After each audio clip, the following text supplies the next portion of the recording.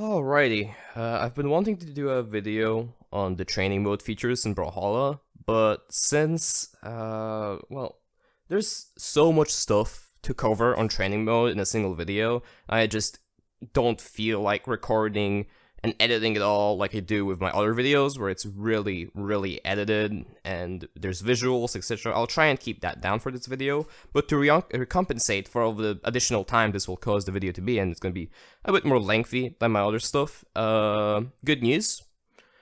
There's going to be timestamps or like chapters, YouTube chapters in the bar at the bottom, where you can find different parts of the video that you might be interested in. So let's go to offline training mode and just start covering everything one by one. Everything here is gonna start really low with like very basic stuff, but over time I'm gonna reach some stuff that 99% of players don't even think about, okay?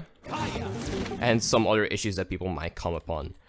So let's pick Kaya. Remember to do it on your screen if you're following. Just have Kaya for the sake of simplicity because of the weapons that she has. First things first you want to do is you're gonna have item spawning turned on here. Okay? You open up the menu from here, the settings tab. You can click on it, you can press tab. If you're in controller, I'm sorry for you, but I don't know the button. Probably select, although I'm not quite sure. But you have this menu of item spawning. You're gonna want to turn that off. The reason why you want to turn it off is because if you're on like your opponent, whenever a weapon spawns, the camera is gonna like zoom towards it. So if I pick these two up and then I stand here, see? The camera starts moving around depending where they spawn. Don't have this turned on. It triggers me. There is no point in this, and it's gonna bring you a habit of like waiting for a weapon, and you're like, oh, I actually wanted spear, right? So you wait for another weapon. That's lazy, or like boring and like not efficient. The thing you want to get used to is the fact that the training mode menu remembers where your cursor last was, right? So if I open the menu, go here, and select jump reaction, turn off the menu, turn on the menu, it's still gonna be here. So we're gonna place our cursor over here, on pause, and voila, if you just press right, you're gonna get bow. If you press right, you're gonna get spear. So switching between weapons and everything here is gonna be so much easier. Alright. Next up, you have your select legend, your spear, your weapon, and your gadget. These three you're gonna use very little, except for this one. So just ignore the legend select or gadget select. Be sure to know that when you pick like Koji instead of Kaya, you're actually gonna get his default stance that you usually use instead of not the default stance in, like for the character, but whatever your stance was before going into training mode selected in that character. By default, you're gonna get that. So here, or like core, you're gonna see that I have my colors, I have my skins, I have my everything set to default. So you're not actually gonna set to the default stuff I normally use, not defaults and default.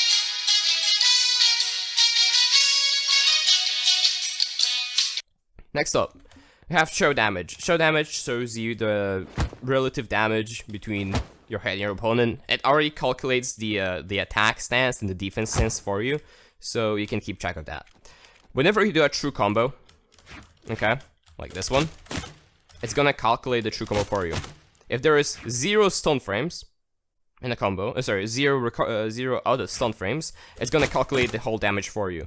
But the end result with like, hey, you had 224 damage in 2 hits. That's for true combos only.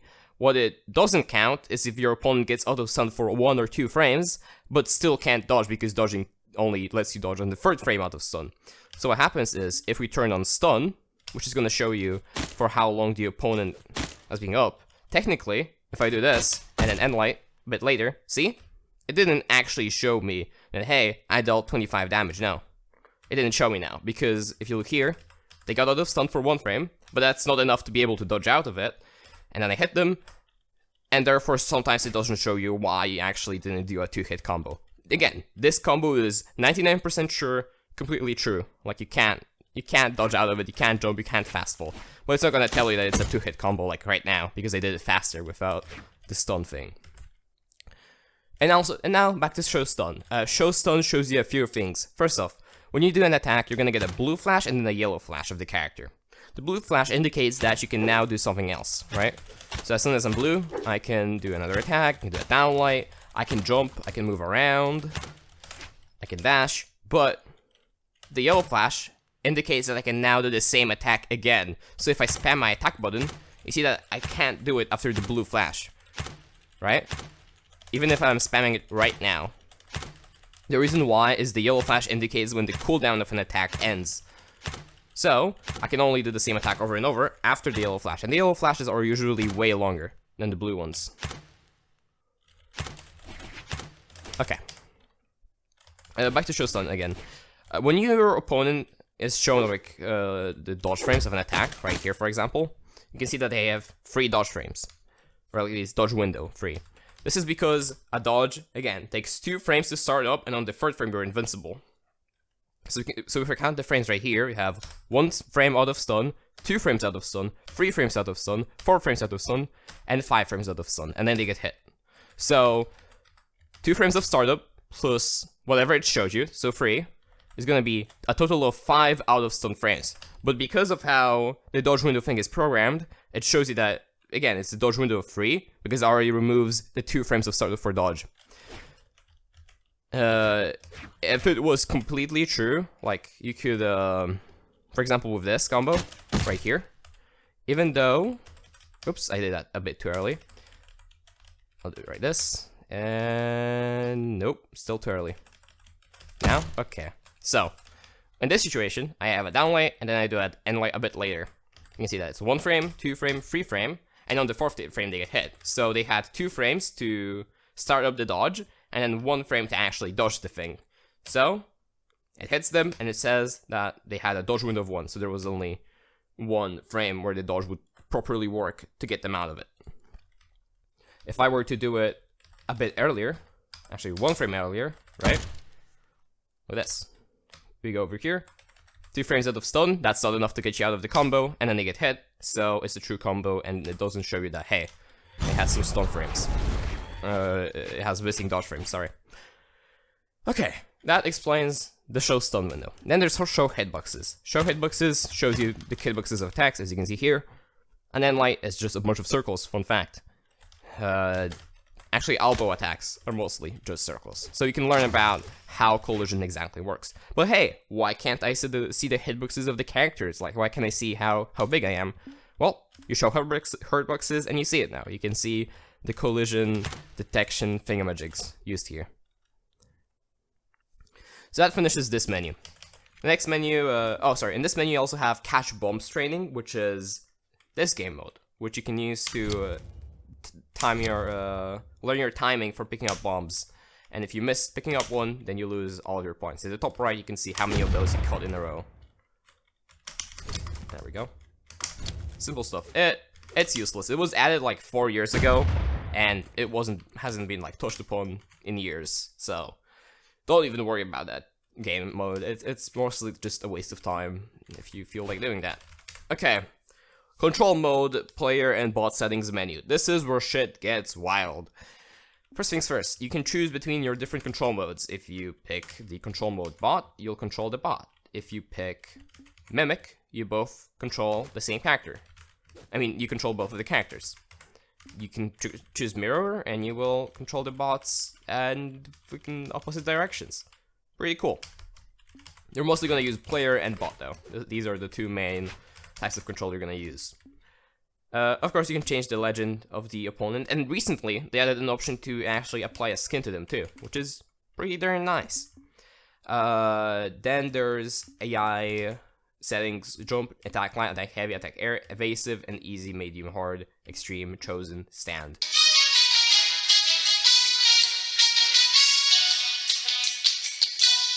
Let's keep going. Dodge reaction. This makes the bot dodge in a certain direction after they get hit.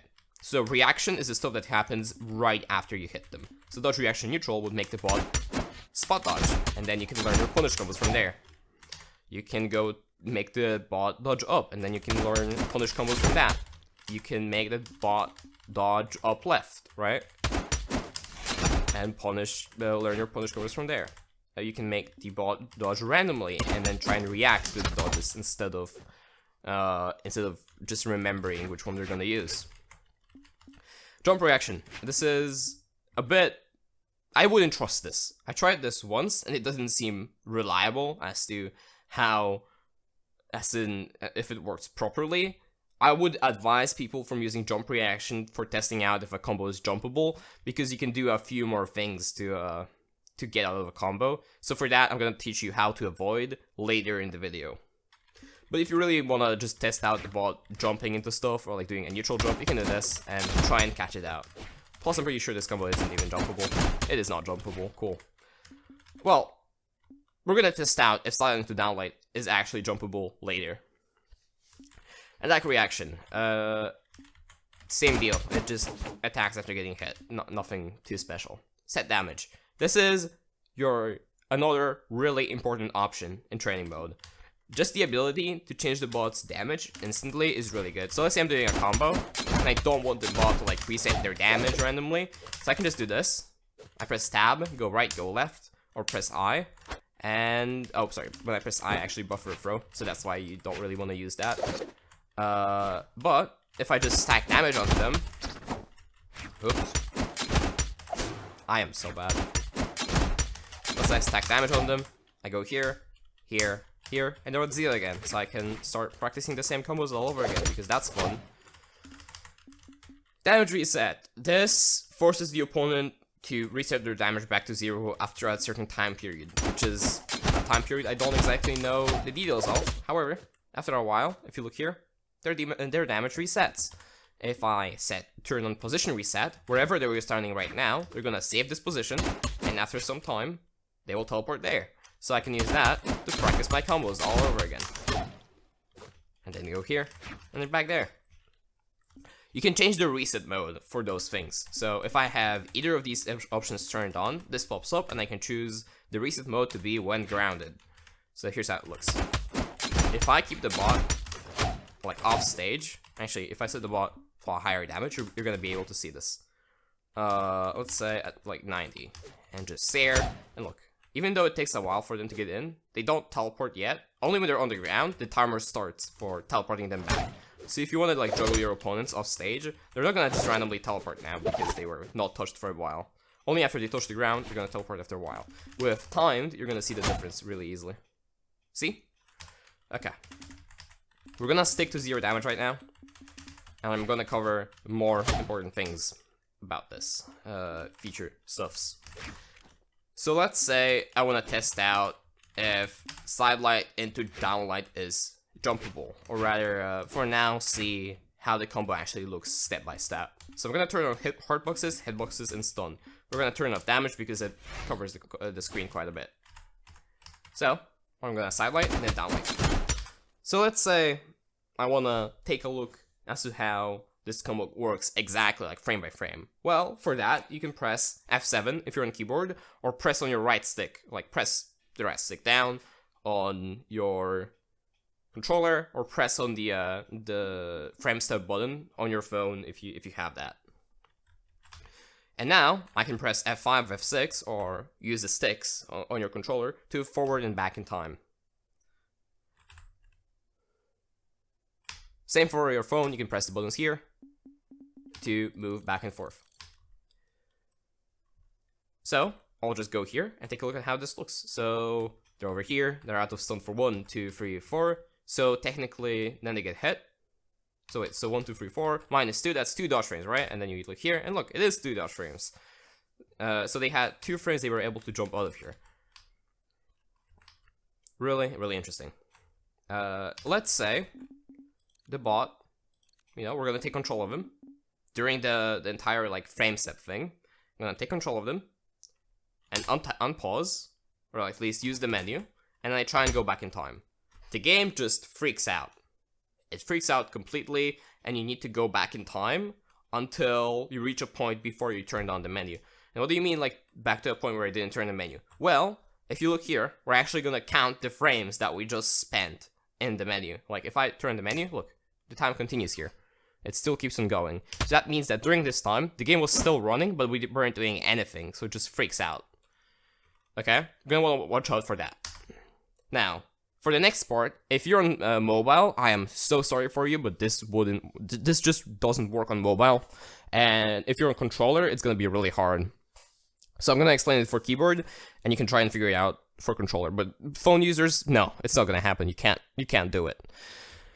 So if I go over here to the beginning and then do a sidelight and then pause the game, I can actually go to the frame right before the sidelight, hold it down and my attack button, and then the next frame button, and look, I will now do a frame perfect downlight after this. So voila, I didn't input that downlight by itself, right? I did it while I paused the game. This lets you do some really wonky stuff. For example, let's say I have bow, right? And I want to test out a cool new combo or whatever. So normally you'd have to do this and then be like, hey, I want to test out if this is true. If I did this in real time, I wouldn't let it true, right? I was just like, hey, look, it's one dodge frame, right? But if I go to frame step and do it perfectly by frame, so I jump on this frame and I neutral air on this frame, look, it's actually a true combo. This is how you test out if a combo is true or not. You go frame by frame and test out every detail of it. So how do you test if a combo is jumpable? Well, here's how you do it. Let's say I do a sidelight downlight, and I take control of the bot and go back in time before it glitches out, so I can properly edit stuff, right? So I'm currently controlling the bot. This means that now, as the bot, I can jump and see if I can jump out of the combo. So look, sidelight into downlight is jumpable. Amazing. But what people don't realize is that certain attacks send the opponent differently depending on where you hit them. So, if I do this, now the combo is not jumpable. Take a look at this. I shoot here, I jump, and I can't jump out of it. But if I jump drifting forwards, I can jump out of it. See? I just need to jump in this particular direction, because during the jump you can alter your jump. And this is the biggest example of how people can be like, oh, look, if I jump normally, it's not jumpable, right? So it's an unjumpable combo. But when you actually do this perfectly and try and jump away, this happens. This is why most people get wrong about combos in training mode, is they don't test out the nitty-gritty details. Alright. A few more things to test out. One thing I need to mention is the power menu, or power viewer. Power viewer is the name, yeah. First thing you need to know, don't trust this menu when it comes to cooldown, stun frames, and lengths. The way you might think Brawlhalla cooldown is made is a bit wonky, okay? So I'm gonna try and explain how this menu works. First off, you're not gonna see what angle an attack has. You can't really see where the angle is sent, right? You can't see like fixed force, base damage, active frames, but nothing about the actual angle, or at least a place where they would be sent. This is because that stuff is kind of kept private by the devs, or at least they don't want to share it. Why exactly, I'm not quite sure, but hey, we just don't know what the angles of the attacks are. But you get a lot more different information. For example, you have this thing that shows you how the hitboxes here work, or what are their functions. So, the fixed force of the attack is 33, and the variable force is 45.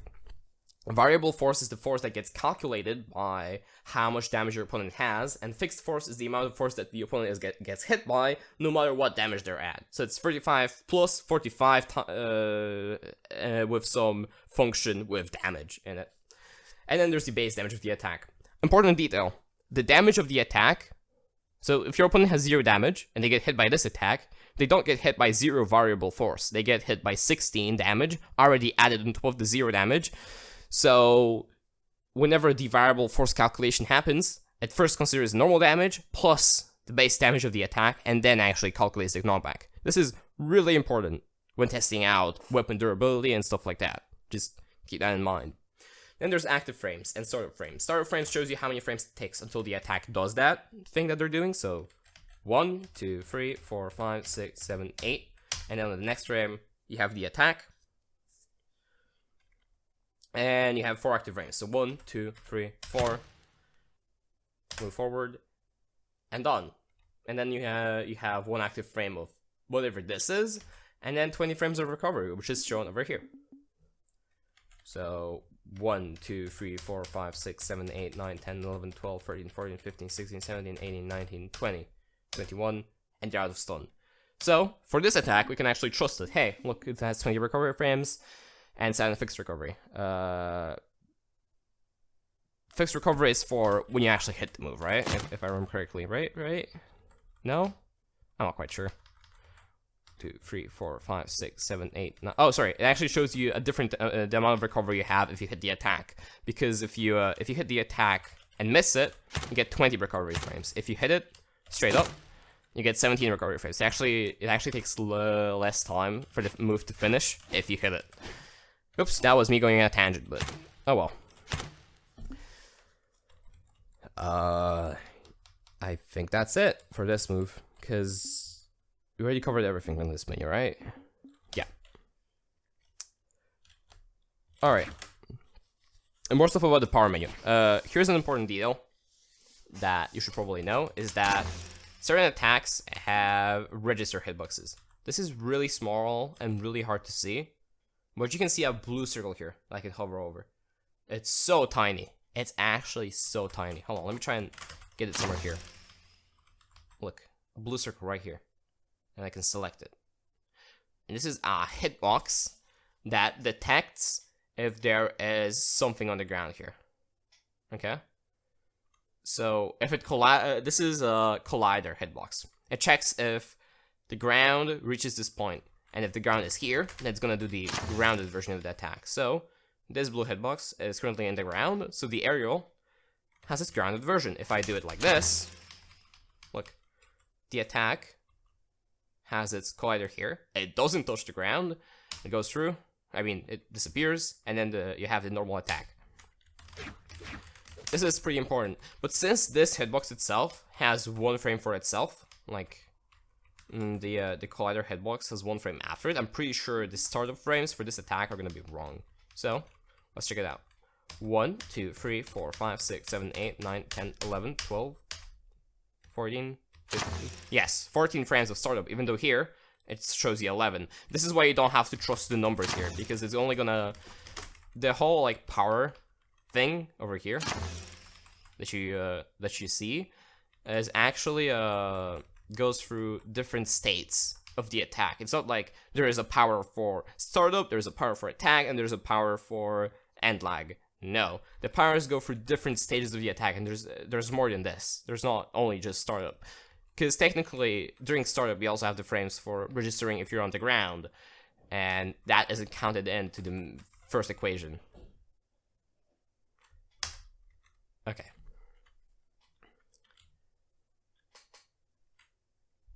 I think we can close off this menu and go to do other stuff. Now we're gonna test out how to check DI combos. I need a spear for this, actually.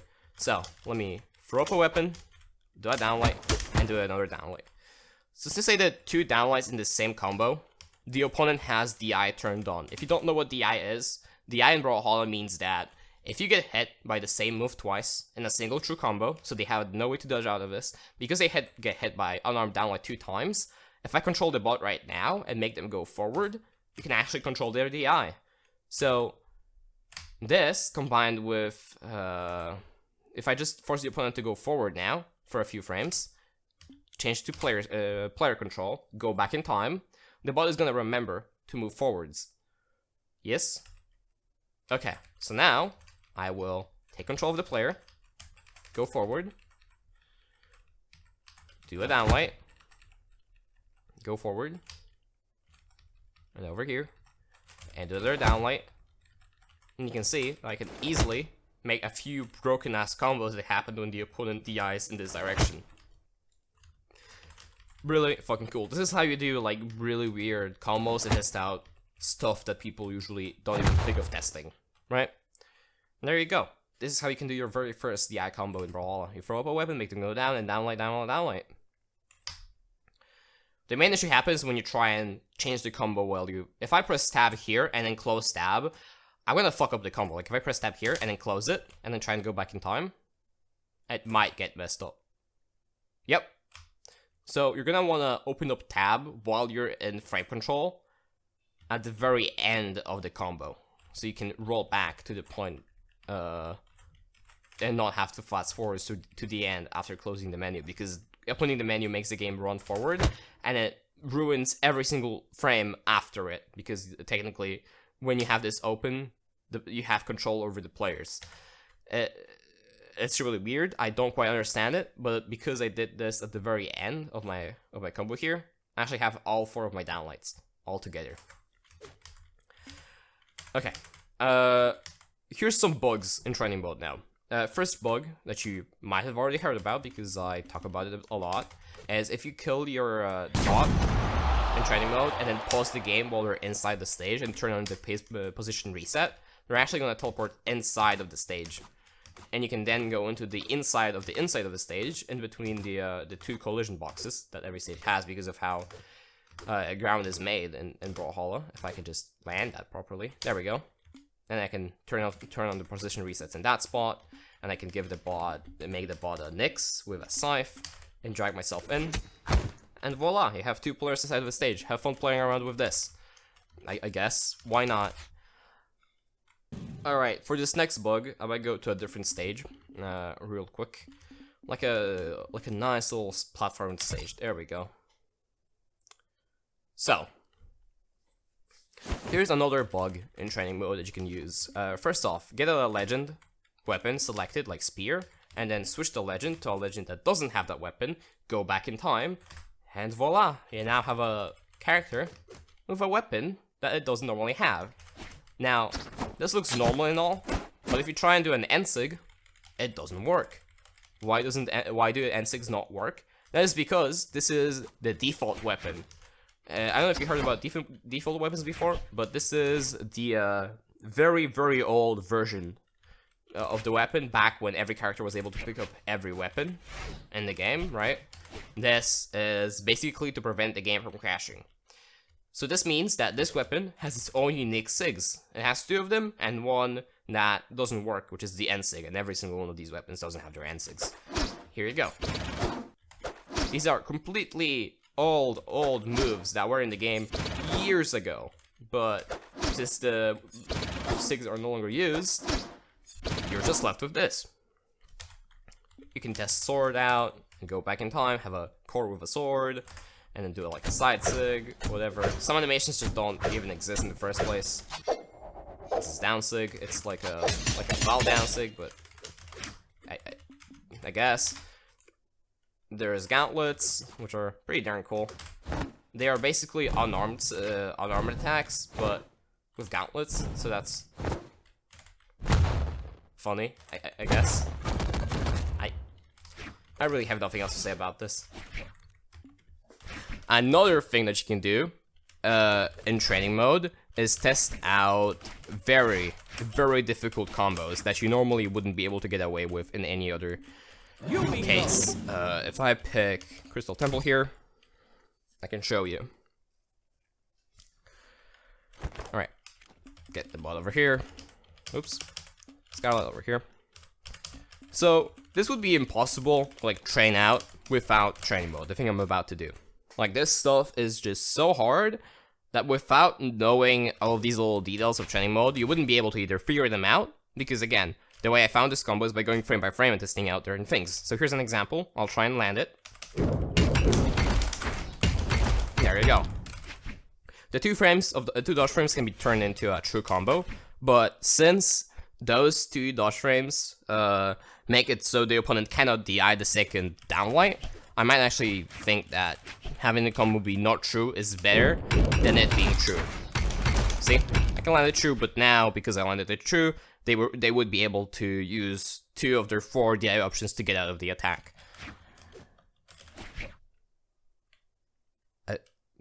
I think that's it. There's not much else to talk about in training mode.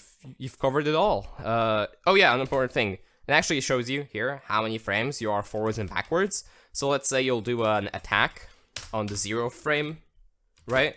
And then you want to see when it ends. You can just go forward in time, wait for the blue flash, and you can see, hey, this attack in total takes 39 frames to finish. If you have any questions about training mode or need help or whatever, just join the fucking Discord server. Don't even bother. Just join the Discord server and ask it there. There's gonna be at least one guy that can explain stuff for you. Okay? well, I think that makes the video. Well, thank you for listening to my long-ass TED Talk.